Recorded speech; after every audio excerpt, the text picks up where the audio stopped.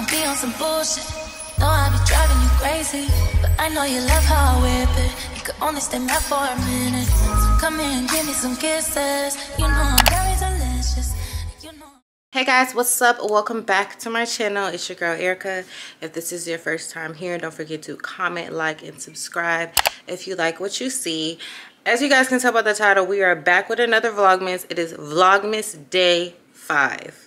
Vlogmas Day 5, super excited about this one because today I'm going to be showing you guys how I do my at-home DIY Gel X nail extensions. It's the holiday season, and what's better than the holidays than saving some money, okay? Saving some money and doing your nails in the comfort of your home, okay? I have been doing my nails at home, you guys, for almost 2 years.